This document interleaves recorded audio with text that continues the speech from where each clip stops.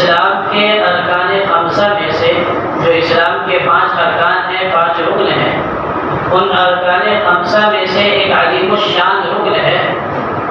اور حج ایک ایسی عبادت ہے جس میں عشق خداوندی، محبت خداوندی کا اظہار ہوتا ہے، اور بندہ اپنے اللہ سے دیوانگی کا اظہار کرتا ہے کہ اللہ، میں آپ کے ہر حکم پر لبیک کہوں گا، آپ جو کچھ فرمائیں گے میں اسے کر گزروں گا، چاہے جان جائے، چاہے مال جائے، چاہے وقت جائے، چاہے صلاحیت جائے، چاہے گاؤں جائے، چاہے شہر جائے، چاہے ملک جائے، چاہے اولاد جائے، کوئی بھی چیز چلی جائے، لیکن اگر آپ کا حکم ہے تو آپ کے حکم کو ہم مان کر کے چلیں گے، آپ کے حکم پر ہم عمل کریں گے، چاہے اس حکم کو ماننے کی وجہ سے ہماری کوئی بھی چیز ہلاک ہو جائے، کوئی بھی چیز ختم ہو جائے۔ تو حج کے اندر جو عظیم الشان بات ہے وہ فریفتگی ہے، دیوانگی ہے، عشق ہے، محبت ہے، کہ محبت کا مکمل،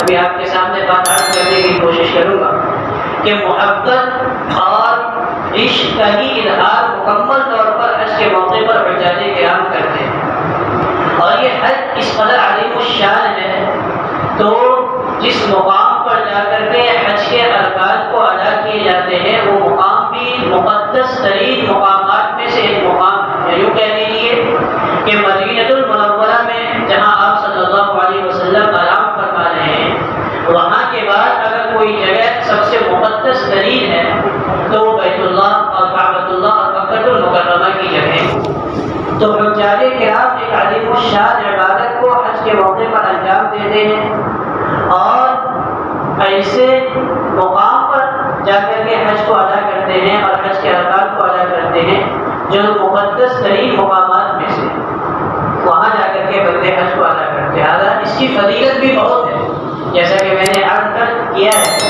کہ اللہ کے نبی صلی اللہ علیہ وسلم نے فرمایا کہ جو آدمی حج کا ارادہ کرے اور اللہ کے لیے ہی حج کرے، من حج للہ فلم یرفث ولم یفسق، اور وہ بیہودہ گوئی نہ کرے اور گناہ کے کام نہ کرے، حج کے سفر میں گناہ کے کام بھی نہ کرے، زبان کو بھی صحیح استعمال کرے، فلم یرفث ولم یفسق رجع کیوم ولدتہ امہ، تو ایسی حالت میں وہ حج کر کے لوٹ کر کے اپنے ملک کو آتا ہے کہ گویا کہ اس کی ماں نے آج ہی اس کو جنا ہے، گناہ کا بوجھ اس کے سر پر نہیں ہوتا۔ علماء نے اس کی صراحت کی ہے، بعض علماء نے، کہ صغیرہ اور کبیرہ دونوں طرح کے گناہ معاف ہو جاتے ہیں حاجی کے۔ آدمی حج کر لیا، آپ 25 سال کی عمر میں حج کیا، 50 سال کی عمر میں حج کیا، 60 سال کی عمر میں حج کیا، 70 نہیں، 80 نہیں، 100 سال کی عمر میں جا کر کے حج کر رہا ہے، حج اگر صحیح طریقے پر ادا کر لیا تو حج کرنے کی وجہ سے اللہ تبارک و تعالیٰ اس کے سر پر سے گناہوں کو اس طرح دھل دیں گے اور ہٹا دیں گے جس طرح وہ آج ہی ماں کے پیٹ سے پیدا ہوا ہے، اور اس کے سر پر گناہ کا کوئی بوجھ نہیں ہوتا۔ یہ اس کی فضیلت ہے۔ اسی طرح اللہ کے نبی صلی اللہ علیہ وسلم نے یہ بھی فرمایا کہ پے در پہ حج اور عمرے کیا کرو، ایک کے بعد ایک حج اور عمرہ کرتے رہو، جب اللہ توفیق دے حج اور عمرے کرتے رہا کرو۔ یہ دونوں یعنی حج اور عمرے، یہ دونوں انسان کے گناہوں کو ایسے صاف کر دیتے ہیں جیسے ہڈی لوہے اور سونے چاندی کے میل کچیل کو صاف کر دیتی ہے، کہ لوہے کو اور سونے چاندی کو بھٹی کے اندر ڈال دیا جائے تو اس کے میل کچیل بالکل صاف ہو جاتے ہیں۔ اسی طرح آدمی جب حج کرتا ہے اور عمرہ کرتا ہے تو حج اور عمرہ کرنا اس کے گناہوں کو ایسے ہی صاف کر دیتا ہے جس طرح بھٹی لوہے کے میل کچیل کو، سونے اور چاندی کے میل کچیل کو صاف کر دیتی ہے۔ یہ فضیلتیں ہیں حج کی۔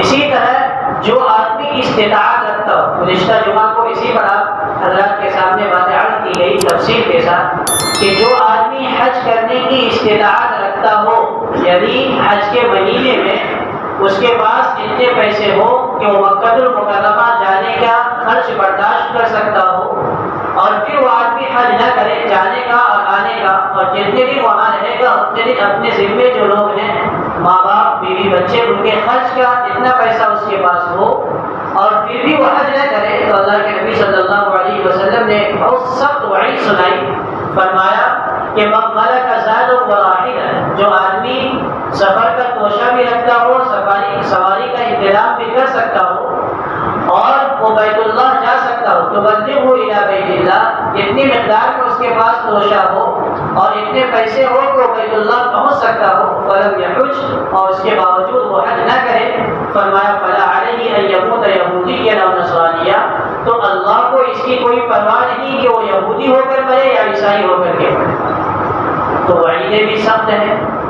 اس لیے اگر اللہ تبارک و تعالی نے مالی حیثیت دی ہے، اور یہ ذی القعدہ کا مہینہ چل رہا ہے، ذی القعدہ کی 19 تاریخ ہے، 20 دن رہ گئے ہیں عید الاضحیٰ کو، اور حج کے ایام کو شروع ہونے میں صرف 17-18 دن رہ گئے ہیں، انہیں حج کے ایام شروع ہو جائیں گے۔ میں نے بہت زور دے کر کے بات عرض کی تھی کہ جسے اللہ نے توفیق دی ہو وہ حج کرنے ضرور جائے، کوشش شروع کر دے۔ آدمی کے پاس استطاعت ہے اور کوشش نہیں کرتا ہے تو اللہ تبارک و تعالیٰ کے نزدیک وہ گنہگار شمار ہوگا، اور خدا نخواستہ اگر وہ حج کرنے سے پہلے مر گیا تو اللہ تبارک و تعالیٰ کے یہاں مسلمان ہو کر اٹھایا بھی جائے گا یا نہیں اٹھایا جائے گا، اس کی کوئی گارنٹی نہیں۔ تو بہت سخت وعید ہے، ٹال مٹول نہ کیا جائے۔ بہت بڑی فکر ہوتی ہے انسان کو اور بہت پریشان ہوتا ہے کہ پیسے تو ہیں، حج کو تو چلا جاؤں گا، اتنے پیسے ہیں، لیکن چلا گیا تو پھر گھر کیسے بنا پاؤں گا، چلا گیا تو بچوں کی شادی کیسے کر پاؤں گا، یہ بہت بڑی فکر ہوتی ہے۔ کسی بھی آدمی سے آپ سوال کیجیے، 10 آدمی سے آپ سوال کر لیجیے جس کو مالی حیثیت اللہ تبارک و تعالیٰ نے عطا فرمائی ہے کہ آپ حج کیوں نہیں کرتے، تو وہ یہی کہیں گے کہ گھر نہیں بنا پایا، وہ گھر بنا لو ذرا، اس کے بعد حج کے لیے چلا جاؤ۔ وہ یہی کہیں گے کہ ابھی بچیوں کی شادی باقی ہے یا بچوں کی شادی باقی ہے، ذرا ان سب چیزوں سے فرصت پالو، اس کے بعد جا کر کے حج کر جاؤں گا۔ تو اللہ کے بندے، کیا اس بات کی گارنٹی ہے، کیا یہ بات یقینی ہے کہ آپ اپنے بچوں کی شادی کر کے ہی مریں گے؟ کیا اس بات کی کوئی گارنٹی دے سکتے ہیں کہ آپ مکمل طور پر تاج محل بنا کر کے ہی مریں گے، گھر بنا کر کے ہی مریں گے؟ تو جب اس چیز کی گارنٹی نہیں ہے اور یہ بات کوئی یقینی نہیں ہے تو ہم حج فرض ہو جانے کے بعد حج کرنے کیوں نہیں جاتے؟ کیوں ایسی کوتاہی ہے، کیوں ایسی سستی؟ بہرحال اس عنوان پر میں نے گزشتہ جمعہ کو کافی باتیں عرض کر دی تھی۔ اللہ تبارک و تعالیٰ نے جو ہمارے دل میں یہ چھوڑ ہے کہ جب تک ہم شادی نہیں کر لیں بچوں کی اور جب تک گھر نہ بنا لیں حج نہیں کریں گے، اور کرنے چلے گئے تو کیا ہوگا؟ اللہ نے اس چوڑ کو پکڑا ہے اور قرآن میں جہاں حج کا حکم دیا ہے فرمایا کہ ڈرو مت، خوف مت کھاؤ۔ اگر تمہارے پاس استطاعت اللہ نے دی ہے اور اس قدر مال و دولت ہے کہ تم حج کر سکتے ہو تو جاؤ حج کر کے آؤ۔ حج کرنے سے اللہ تمہیں مالدار بنا دے گا، غریب نہیں بنائے گا۔ لیشہدوا منافع لہم، قرآن نے صاف لفظوں میں کہا، قرآن کے پاروں میں یہ کتاب یہ لفظ آج بھی موجود ہے، وَأَذِّن فِي النَّاسِ بِالْحَجِّ يَأْتُوكَ رِجَالًا وَعَلَىٰ كُلِّ ضَامِرٍ يَأْتِينَ مِنْ كُلِّ فَجٍّ عَمِيقٍ لِيَشْهَدُوا مَنَافِعَ لَهُمْ۔ جاؤ حج کرو، پھر دیکھو گے کہ تمہارے لیے دنیاوی فائدے کتنے ہیں اور اخروی فائدے کتنے ہیں، تم مشاہدہ کرو گے، دیکھو گے کہ کس طرح اللہ تبارک و تعالیٰ تمہیں فراوانی نصیب کرتے ہیں۔ تو ڈرنے کی بات نہیں ہے کہ پیسے ختم ہو جائیں گے۔ اللہ تبارک و تعالیٰ نے اس عبادت کی یہ خاصیت رکھی ہے کہ جو آدمی حج کرتا ہے اللہ اس کو مزید مالدار بنا دیتا ہے۔ میں عرض کرتا رہتا ہوں جب بھی یہ موقع آتا ہے کہ آج تک کوئی ایک آدمی اپنے گاؤں سے آپ نکال لیجیے، اپنے شہر سے نکال لیجیے، یا آپ کے جان پہچان کا کوئی ایسا آدمی نکال لیجیے جو حج کرنے گیا اور حج کر کے آیا اور اس نے کہا کہ کیونکہ میں نے حج میں پیسے خرچ کر دیے اس لیے اب میں فقیر ہو گیا، مفلس ہو گیا، میرے پاس پیسے بچے نہیں ہیں، ایسا ایک آدمی بھی آپ کو مثال کے طور پر نہیں مل سکتا، آپ پیش نہیں کر سکتے۔ آپ کے گاؤں میں جا کر کے اپنے حاجیوں کو دیکھیے، اپنے شہر میں جا کر کے اپنے حاجیوں کے حال کی تحقیقات کیجیے۔ ایسا تو ضرور ہوگا کہ حیثیت نہیں تھی، بہت جتن کیے، بہت کوشش کیے اور جا کر کے حج کر کے آ گئے، اللہ تبارک و تعالیٰ نے رزق میں فراوانی عطا فرما دی اور ایسی فراوانی عطا فرما دی کہ مرتے دم تک آرام سے زندگی گزار کر کے اس دنیا سے گیا۔ تو یہ بات تو ضرور ملتی ہے کہ کوئی آدمی حج کرنے کی وجہ سے مفلس نہیں ہوا، حج کرنے کی وجہ سے فقیر نہیں ہوا، اور حج کر لینے کے بعد اللہ تبارک و تعالیٰ نے اس کے مال میں وسعت عطا فرما دی، اس کے مال میں فراوانی عطا فرما دی۔ لیکن یہ بات نہیں ملے گی کہ کوئی آدمی حج کیا اور حج کرنے کے بعد فقیر ہو گیا۔ ایک مثال آپ پیش نہیں کر سکتے، یہ بزرگوں کا تجربہ اور جو لوگ بار بار حج کرنے جاتے ہیں اور جسے اللہ توفیق نصیب فرماتے ہیں ان کا مشاہدہ ہے، اور ڈنکے کی چوٹ پر یہ بات عرض کی جاتی ہے کہ کوئی آدمی صحیح معنوں میں حج کر کے آیا ہو اور وہ فقیر ہو گیا ہو، ایک مثال آپ پیش نہیں کر سکتے، آپ بھی جا کر کے دیکھ لیجیے۔ تو اس قدر عظیم الشان عبادت ہے کہ اللہ تبارک و تعالی اس عبادت کی وجہ سے مال میں بھی اضافہ فرماتے ہیں، مال میں بھی برکت عطا فرماتے ہیں، اور آخرت کے اعتبار سے سب سے بڑا فائدہ یہ ہوتا ہے کہ آدمی اپنے تمام تر گناہوں سے پاک و صاف ہو جاتا ہے۔ اس لیے ہم میں سے جو لوگ یہاں بیٹھے ہیں، ہر ایک کے دل میں غریب ہو، فقیر ہو، کچھ آمدنی نہ ہو، بہت معمولی آمدنی ہو یا بہت زیادہ آمدنی ہو، کیسے بھی حالات ہو، پریشان کن حالات ہو، مصیبت کے ایام چل رہے ہو، پریشانی کے ایام چل رہے ہو، لیکن اپنے دل میں یہ ارادہ ضرور رکھیں کہ مجھے اللہ کے گھر حج کرنے کے لیے جانا ہے، مجھے اللہ کا گھر دیکھنا ہے، مجھے نبی اکرم صلی اللہ علیہ وسلم کے روضہ اطہر پر حاضر ہو کر کے سلام عرض کرنی ہے، یہ دل میں ارادہ رکھیں۔ جب اللہ توفیق دے جب جائیں گے، لیکن جائیں گے ضرور، یہ ہر آدمی کے دل میں ارادہ ہونا چاہیے۔ اصل میں طلب اور طرب، اگر طلب ہو، طرب ہو کہ مجھے بس بیت اللہ جانا ہے، مجھے بس اللہ کے نبی صلی اللہ علیہ وسلم کے روضہ انور پر حاضری دے کر کے اپنے دورے کو سنانا ہے، سلام عرض کر دینا ہے، تو اللہ راستے آسان کر دیتے۔ مال کے بنیاد پر اگر کسی کے دل پہ یہ بات آتی ہے کہ صرف مال کے بنیاد پر ہی حج کیا جا سکتا ہے، تو یہ غلط بات ہے۔ مال کے بنیاد پر نہیں بلکہ اللہ تبارک و تعالیٰ توفیق بخشتے ہیں طلب کی بنیاد پر اور طلب کی بنیاد پر۔ جو جیسی طلب اپنے دل میں لگائے گا، جو جیسی طلب اپنے دل میں لگائے گا، اور جیسی طلب ہوگی اور جس قدر طلب اس کے اندر جاگے گی، اسی طرح اللہ تبارک و تعالیٰ اس کے لیے راستے کو ہموار کرے۔ مولانا عبد المالک صدیقی رحمۃ اللہ علیہ بڑے بزرگ گزرے ہیں، اللہ والے تھے، غریب تھے، لیکن جب حج کا مہینہ شروع ہوتا تھا تو دعائیں مانگا کرتے تھے، رویا کرتے تھے، گڑگڑایا کرتے تھے کہ اللہ مجھے اس بات کی خواہش ہے، آرزو ہے، میں اس بات پر مشتاق ہوں کہ میں آپ کے گھر کی زیارت کروں، نبی اکرم صلی اللہ علیہ وسلم کے روضہ اطہر پر حاضری دوں، لیکن مولا سامان حج نہیں ہے، حج کرنے کے انتظامات نہیں ہو پاتے ہیں۔ رویا کرتے تھے اور بہت گڑگڑایا کرتے تھے۔ کافی سال گزرے، کتابوں میں یہ بات لکھی ہے کہ روتے روتے ایک مرتبہ وہ سو گئے، نبی اکرم صلی اللہ علیہ وسلم کی زیارت ہوئی، آپ صلی اللہ علیہ وسلم خواب پہ تشریف لائے اور فرمایا کہ عبد المالک کیا بات ہے، تم ہمارے یہاں تشریف نہیں لاتے، ہمارے یہاں نہیں آتے؟ تو عبد المالک صدیقی رحمۃ اللہ علیہ نے فرمایا کہ نبی اکرم صلی اللہ علیہ وسلم میرے آقا، میں دل میں تو شوق بہت رکھتا ہوں، بہت طلب ہے، بہت آرزو ہے، روتا ہوں، گڑگڑاتا ہوں، لیکن آقا انتظام حج کا نہیں ہے۔ تو خواب میں ہی آپ صلی اللہ علیہ وسلم نے فرمایا ٹھیک ہے ہم کہہ دیں گے۔ کتابوں میں بالکل اس طرح کی بات لکھی ہوئی ہے کہ خواب کے اندر آپ صلی اللہ علیہ وسلم نے فرمایا ٹھیک ہے ہم کہہ دیں گے، خواب ختم ہو گئی، آنکھ کھل گئی۔ کچھ دنوں کے بعد ان کے ایک شاگرد آئے اور بصیر ہو گئے کہ حضرت اس مرتبہ آپ حج کرنے کے لیے ہمارے ساتھ سفر کریں گے اور جو کچھ اخراجات ہوں گے وہ ہم برداشت کریں گے، آپ کو فکر کرنے کی ضرورت نہیں ہے۔ نبی اکرم صلی اللہ علیہ وسلم کی بشارت ہوئی تھی، آپ صلی اللہ علیہ وسلم نے خواب میں فرمایا تھا کہ عبد المالک فکر مت کرو ہم کہہ دیں گے، تو آپ صلی اللہ علیہ وسلم نے اپنے ایک بندے کے دل میں بات ڈال دی کہ اپنے استاد کو لے کر کے جاؤ، حج کے لیے مالدار تھا، اس نے حج کرایا۔ کتاب میں یہ بات موجود ہے، آپ پڑھ سکتے ہیں کہ اس کے بعد عبد المالک صدیقی رحمۃ اللہ علیہ 27 سال زندہ رہے اور لگاتار اللہ تبارک و تعالیٰ نے 27 سال تک اپنے گھر ان کو بلایا۔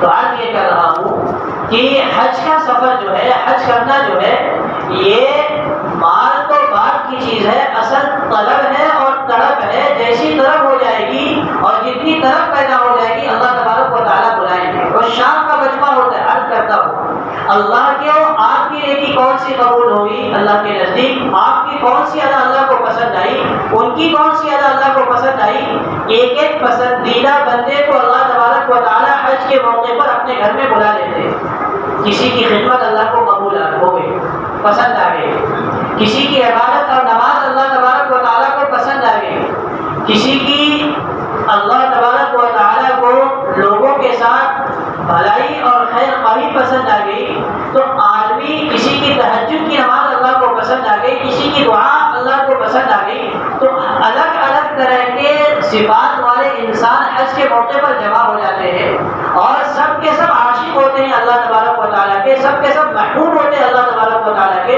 انہیں اللہ تبارک و تعالیٰ اپنے گھر کی زیارت کی توفیق نصیب فرمائے۔ تو یہ حج کا جو مہینہ چل رہا ہے بزرگوں، میں عرض کروں کہ اپنے دل میں کم از کم طلب ہو، اپنے دل میں کم از کم طلب ہو، جہاں تنہائی ہو، جہاں ہم اکیلے میں بیٹھے ہاتھ اٹھا لے اللہ تبارک و تعالیٰ کے سامنے، چند لوگ بیٹھے ہیں ہاتھ نہیں اٹھا سکتے ہیں، دل ہی دل میں آرزو کر لے کہ اللہ مجھے بھی بلا لیجیے، مجھے بھی زیارت کی توفیق نصیب فرما دیجیے، زندگی میں رب کریم کم از کم ایک مرتبہ تو موقع نصیب فرما دیجیے کہ آپ کا گھر میری آنکھوں کے سامنے ہو، آپ کا گھر ہو اور میری آنکھیں ہو، آپ کا گھر ہو اور میرے ہاتھ ہو، آپ کا گھر ہو اور حجر اسود ہو، آپ کا گھر ہو اور ملتزم ہو، آپ کا گھر ہو اور خانہ کعبہ ہو اور خانہ کعبہ کے خلاف ہو اور میں دیکھ رہا ہوں کہ اللہ زندگی میں ایک بار موقع نصیب فرما دیجیے، روئے کہ گرائے اللہ موقع دیں گے اور ضرور دیں گے۔ اگر موقع نہیں بھی ملا اور زندگی ختم ہو گئی تو اللہ تبارک و تعالیٰ ان لوگوں کے ساتھ حشر فرمائیں گے جنہیں حج کی توفیق نصیب ہو چکی ہے۔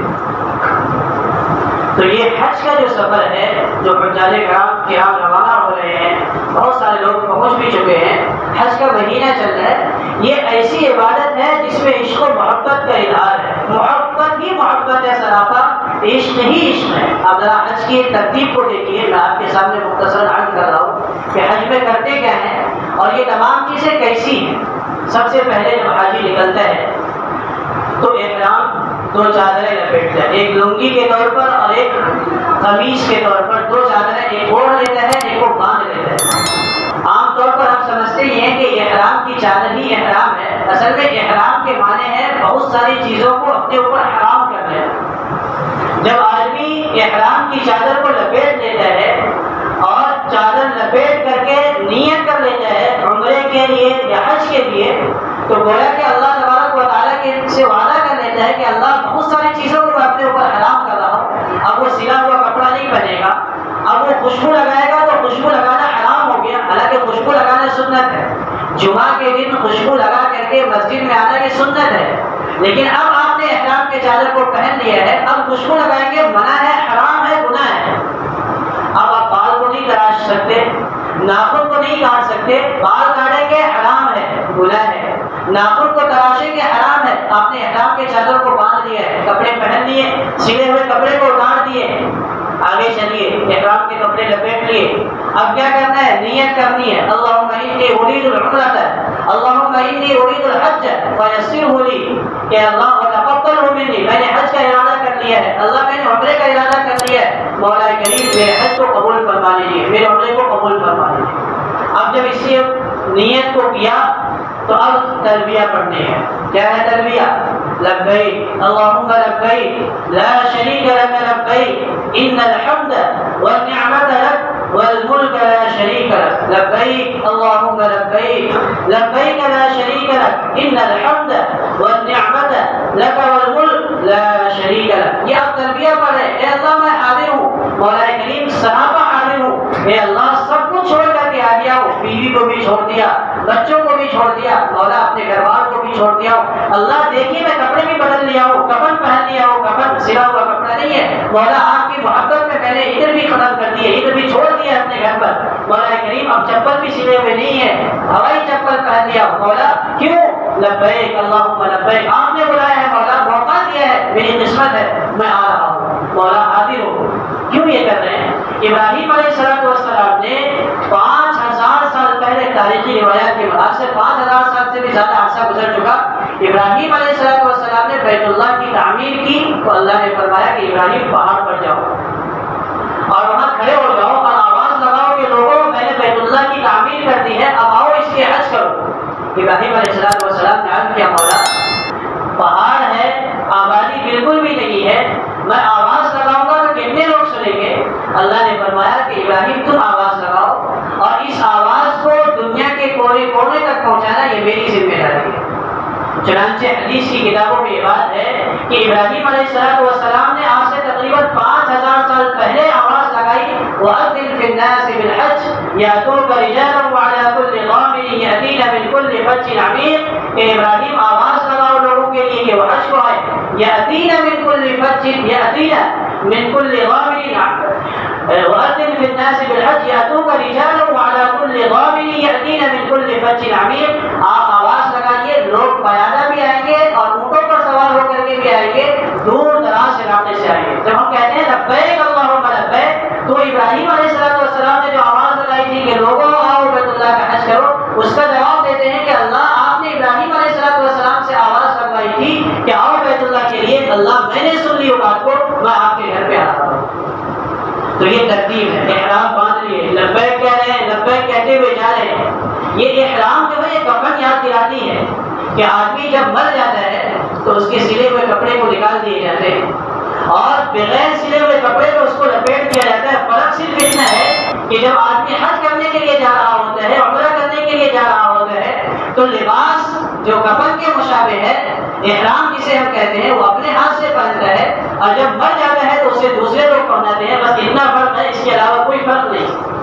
بغیر سلا ہوا کپڑا ہے, آدمی احرام کو پہنتا ہے. اب اسے کون پہنتا ہے؟ لاکھوں کی تعداد میں لوگ پہنچ رہے ہیں, بادشاہ بھی پہنچ رہے ہیں, ملکوں کے بادشاہ پہنچیں گے, آپ بھی وہی لباس پہنیں گے. اب عمرہ بھی پہنچ رہے ہیں, آپ کو بھی وہی لباس پہننی ہے. تجار بھی پہنچ رہے ہیں, آپ کو بھی وہی بغیر سلے ہوئے کپڑے پہننے ہیں, آپ کو بھی ہیلا لگانے کی اجازت نہیں ہے. غربا پہنچ رہے ہیں, آپ کو بھی وہی کپڑے پہننے ہیں.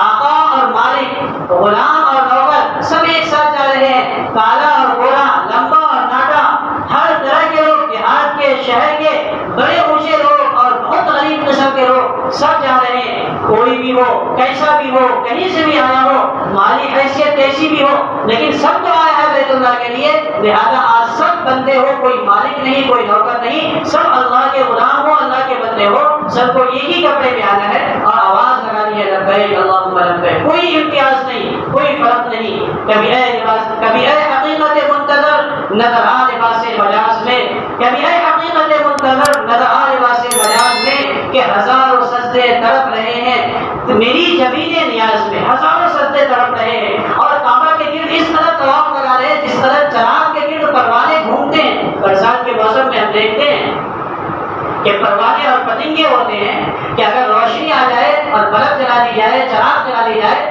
تو پروانے گھوم گھوم کر کے اس کے اوپر جان قربان کر دیتے ہیں, لیکن گھومنا بند نہیں کرتے. حاجی طواف جب کرتے ہیں بیت اللہ کا تو گویا کہ پروانے ہوتے ہیں اور بیت اللہ وہ چراغ ہے, وہ روشنی ہے, تجلیات الہی اس پر نازل ہو رہی ہے. طواف کر رہے ہیں, چکر لگا رہے ہیں, آگے چلتے ہیں.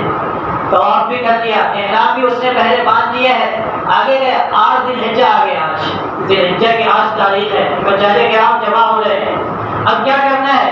اب یہ کرنا ہے کہ بیت اللہ میں موجود تھے, طواف کر رہے تھے, صفا مروہ کے درمیان دوڑ رہے تھے. پہلے صفا و مروہ کے درمیان آپ دیکھیں گے کہ صفا سے مروہ کے درمیان لوگ دوڑتے ہیں تو ہرے ستون لگے ہوئے ہیں. اب صفا مروہ کے درمیان چلنا ہوتا ہے, لیکن کچھ دور تک ہرے ستون ہے, وہاں پہ آدمی دوڑتا ہے. ساتوں چکر میں تھوڑی دیر تک دوڑ لگانی ہوتی ہے. اب ہر آدمی دوڑ رہا ہے, بڑا پروفیسر ہے اور بڑا متقی ہے, پرہیزگار ہے, کبھی اس کو دوڑتے ہوئے دیکھا نہیں گیا, کبھی بھاگتے ہوئے دیکھا نہیں گیا, ہمیشہ سنجیدگی کے ساتھ چلتا تھا, ہمیشہ وقار کے ساتھ چلتا تھا. آج کچھ نہیں, آج آپ بھی دوڑیے. سب آدمی اچھا خاصا سنجیدہ آدمی ہے, دوڑ رہے. کیا ہے؟ محبت ہے, عشق ہے. 8 ذی الحجہ کی تاریخ ہے. اب کعبۃ اللہ کو چھوڑ دو. ایک نماز جہاں پڑھنے کا ثواب 1 لاکھ نماز پڑھنے کا ثواب ہے. 8 ذی الحجہ کی 8ویں تاریخ ہے. آج کعبۃ اللہ میں حاجی حج کرنے والے نہیں رک سکتے, باہر جانا ہی پڑے گا.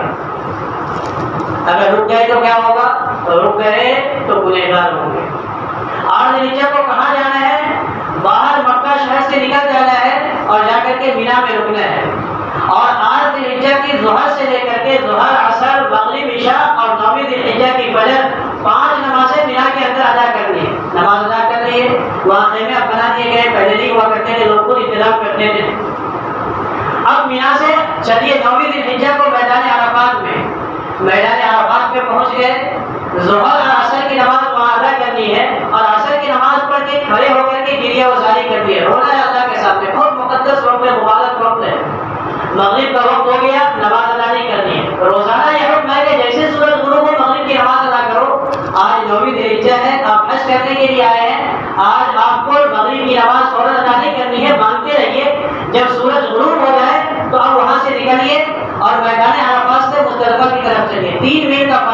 مزدلفہ پہنچ گئے. اب وہاں پہنچنے کے بعد وہاں مغرب اور عشاء ایک ساتھ ادا کرنی ہے, رات وہاں قیام کرنا ہے, 10 تاریخ کو پھر مینا آنا ہے. میں تفصیل سے عرض نہیں کر سکتا بات, اللہ تبارک و تعالیٰ ہر ایک کو توفیق نصیب فرمائے اور خود جا کر کے ان اعمال کو کرے. تو اب مزدلفہ سے پھر مینا ہے, تو مینا سے عرفات, عرفات سے مزدلفہ, پھر مزدلفہ سے واپس آنا ہے مینا. 3 دن یہاں رہنا ہے. کیا کرنا ہے؟ کنکریاں دینی ہے. کیا کرنا ہے؟ ایک ایک کنکر شیطان کو مارنی ہے 3 دن تک. 10 ذی الحجہ, 11 ذی الحجہ, 12 ذی الحجہ کو یہی کام ہے کہ تینوں شیطان کو ساتھ ساتھ کنکریاں مارنی ہے.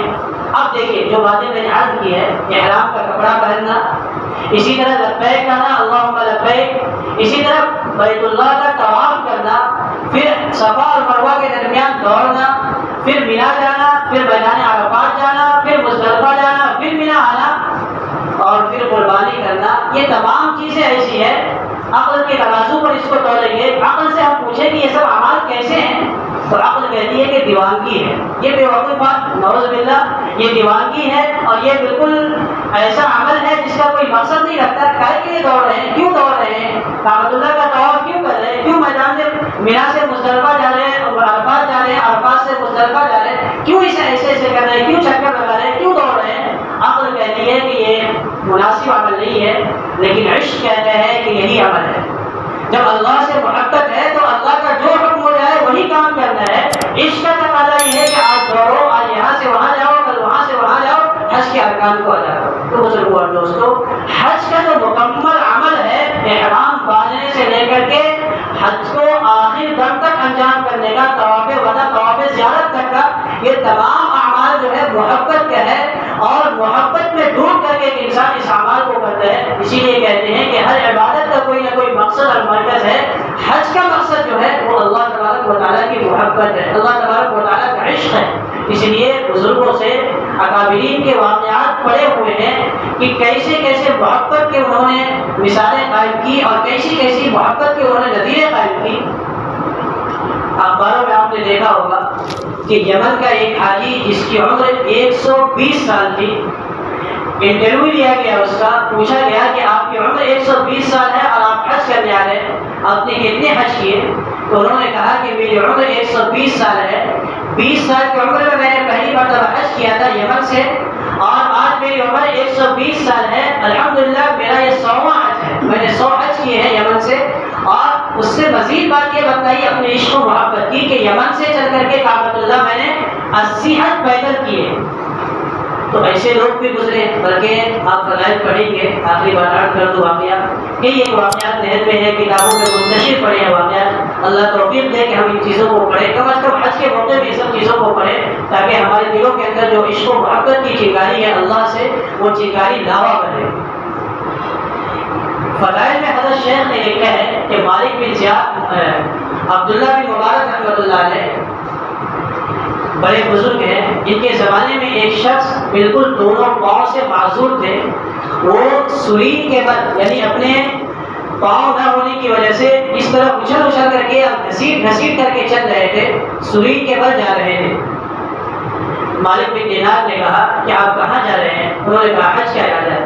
مالک بن دینار کہتے ہیں کہ اس قدر سخت گرمی تھی کہ پرندے بھی درختوں کے سائے میں چھپے ہوئے تھے, انسان کیوں کر نکلتے اپنے گھروں سے, سب انسان گھر میں تھے, اور بیچارہ گھسیٹ گھسیٹ کر کے جا رہا ہے. میں نے کہا کہ تم کہاں جا رہے ہو؟ تو اس نے کہا کہ میں حج کے ارادے سے نکلا ہوں, حج کرنے جا رہا ہوں. تو مالک بن دینار کہتے ہیں کہ میں نے ان سے کہا کہ آپ کچھ دیر میرے گھر میں آرام کر لیجیے, شام ہو جائے گی, عصر کی نماز ادا کر کے اپنے سفر پر روانہ ہو جانا. اس نے کہا کہ مالک آپ لوگوں کے پاس سواری ہے, آپ معذور نہیں ہیں, آپ پہنچ جائیں گے. میں تو معذور آدمی ہوں, مجھے دیر لگے گی, اس لیے میں انتظار نہیں کر سکتا, میں تو دھوپ میں بھی چلوں گا.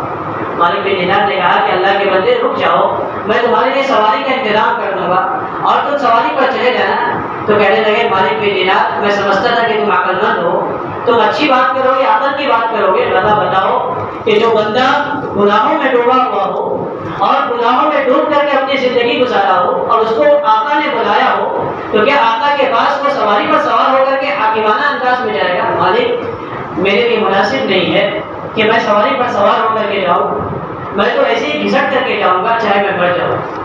مالک بن دینار کہتے ہیں کہ وہ آدمی چلا گیا, میں کچھ دن افسوس کیا لیکن بھول گیا. اللہ نے مجھے اسی سال حج کی توفیق نصیب فرمائی, میں نے حج کے تمام ارکان کو ادا کیے, جب شیطان کو کنکری مار کر کے میں آگے آیا 12 ذوالحجہ کو، تو میں نے دیکھا کہ ایک شخص ہے وہ کچھ دعائیں مانگ رہا ہے اور لوگ اس کے ارد گرد جمع ہے۔ میں نے لوگوں سے پوچھا کہ کون ہے، کیا ہو رہا ہے؟ تو لوگوں نے کہا کہ کوئی آدمی ہے معذور قسم کا، وہ عجیب عشق و محبت میں ڈوب کر کے دعائیں مانگ رہا ہے، اس کی دعائیں سننے کے لیے سب لوگ یہاں پہ کھڑے ہو گئے ہیں۔ میں لوگوں کو ہٹا کر کے آگے گیا کہ دیکھوں کون ہے، تو میں دیکھتا ہوں کہ وہی نوجوان ہے جو معذور تھا اور گھسیٹ کر کے حج کرنے کے لیے آیا تھا۔ میں اس کے قریب پہنچا تو دیکھا وہ دعا کر رہا ہے کہ اللہ آپ نے فضل فرمایا کہ مجھے اپنے گھر بلایا، مولا میں آ گیا، میں نے طواف بھی کر لیا، صفا و مروہ کے درمیان سعی بھی کر لی، رب کریم میں مینا بھی آیا، میں میدان عرفات بھی گیا، مولا میں مزدلفہ بھی گیا، اور اس کے بعد رب کریم میں پھر مینا آیا۔ شیطان کو، تیرے دشمن کو کنکریاں مار دی تھی، اللہ میں نے کنکریاں بھی مار دی، حج کے تمام اعمال کر چکا ہوں، صرف ایک عمل باقی رہ گیا مولا، اور وہ قربانی کا عمل ہے۔ اور آپ جانتے ہیں کہ میں فقیر آدمی ہوں، غریب آدمی ہوں، میرے پاس احرام کے کپڑے کے علاوہ کوئی کپڑا بھی نہیں ہے، کھانے پینے کا کوئی سامان بھی نہیں ہے، مولا میرے پاس قربانی کرنے کے لیے جانور کا انتظام نہیں ہے، میں اپنی جان کو قربان کرتا ہوں، مولا حج کے تمام ارکان ادا کرنے کے بعد صرف قربانی باقی رہ گئی ہے، قربانی میں جانور نہیں لے سکتا، اپنی جان دیتا ہوں۔ یہ الفاظ ادا کیے، وہاں تمام لوگ موجود تھے، اسی وقت روح قبض کر دی گئی اور اپنی جان کو انہوں نے قربان کر دیا، اور اس طرح ان کے حج مکمل ہوئے۔